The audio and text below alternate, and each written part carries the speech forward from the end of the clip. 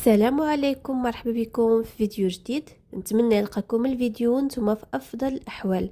اليوم ان شاء الله غادي نشارك معكم كيك بدون سكر، كيك لاصحاب السكري او للناس اللي كيعملوا دايت او الرجيم، او لا علاش لا فقط للناس اللي كيبغيو ينقصوا شويه من الحلاوه. فكيجي رائع جدا بمذاق اللوز.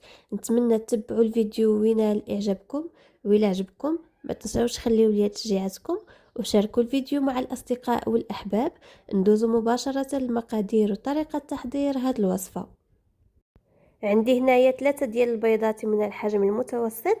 الا توفر عندكم البيض كبير استعملوا فقط 2 حبات.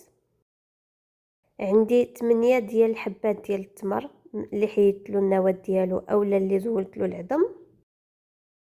عندي كذلك كاس لاروب ديال الزيت، كاس لاروب ديال الحليب. عندي هنا كاس ديال اللوز والقرقاع اللي طحنتهم حتى حصلت على بودره.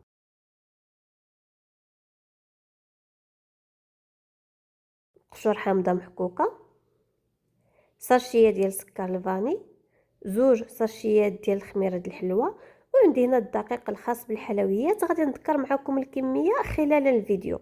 غادي ندوز مباشره للتحضير. فطريقه تحضير هذا الكيك جدا سهله. غادي ناخذ واحد المولينكس نوضع فيها التمر، نضيف ليها الحليب. بالنسبه للحليب ما يكونش بارد، يكون بحراره الغرفه. نضيف كذلك ساشيه ديال سكر الفاني، مقدار معلقه صغيره ديال الفانيليا، ونخلط هاد العناصر مزيان مزيان. خاصنا نطحنوا التمر بشكل جيد.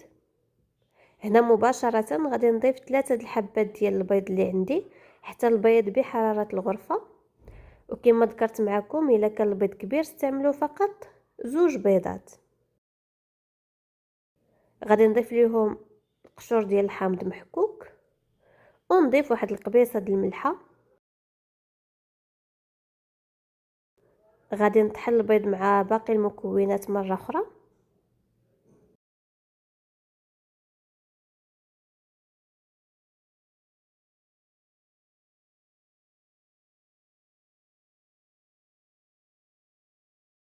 وغادي نضيف كاس لاروب ديال الزيت، ونعاود واحد الطحنه خفيفه. صافي غادي نخوي الخليط ديالي في واحد الاناء.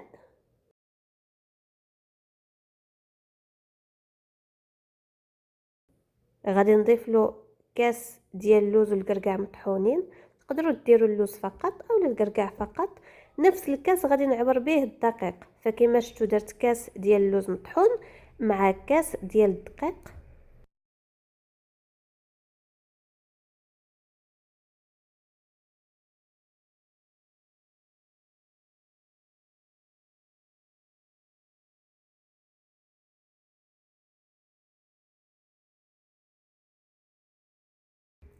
غادي نضيف الكاس الثاني. كما شفتوا ضفت في الاول كاس، ودابا ضفت كذلك كاس اخر.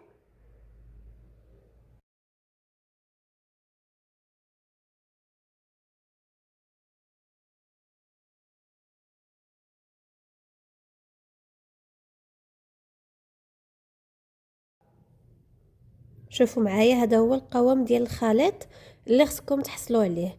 غادي نضيف هنايا 2 ساشيات ديال الخميره الحلوى، مقدار الواحده 8 غرام، يعني استعملت في المجموع 16 غرام ديال الخميره الحلوى. غادي نعاود واحد التخليطه خفيفه.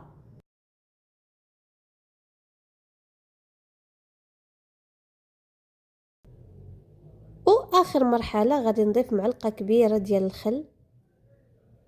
نخلط كما كتشوفوا في الصوره حتى نحصلوا على هذا القوام ديال العجينه.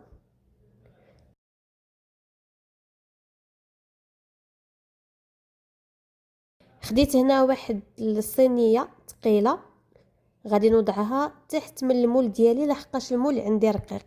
فبالنسبه للمول وضعت له دهنته بشويه الزبده، فرشت له البابي كويسون، وغادي نفرغ فيه الخليط ديالي. غادي نضربه مع سطح العمل واحد 4 أو 5 ديال الضربات. وغادي نعمل واحد الشريط في الوسط ديال الكيك. هذا الخط هو اللي كيخلي كتجينا ديك التفقيعه من الوسط ديال الكيكه، ماشي في الجناب. غادي نزوقها بحال هكا باللوز افيلي. والفران بطبيعه الحال راني شعلته من قبل باش يسخن ليا على 200 او لا على 180 درجه على حسب الفرن ديالكم. صافي من بعد ما طابت الكيك ديالي كيجي بهذه الطريقه. صراحه كتجي كيك رائعه، كتجي معلكه صحيه ولذيذه. فغادي نقطع معكم واحد الطريف باش تشوفوا كيفاش كتجي من الداخل. تبارك الله داك اللوز كيعطيها واحد المذاق رائع جدا جدا، وهي وداك التمر، حتى التمر كيضيف ليها واحد التعليكه خياليه. فكما كتشوفوا معايا هاد الكيك كيفاش كيجي من الداخل، وتبارك الله راه كيجي طالع واخا غير بجوج حبات ديال البيض. فكما قلت لكم الا كان البيض كبير فقط جوج حبات. شوفوا تبارك الله كيفاش كتجي. وهكا غادي نكون وصلت معكم لنهايه الفيديو. غادي نقول لكم السلام عليكم وشكرا على المشاهده. الى فيديو قادم ان شاء الله.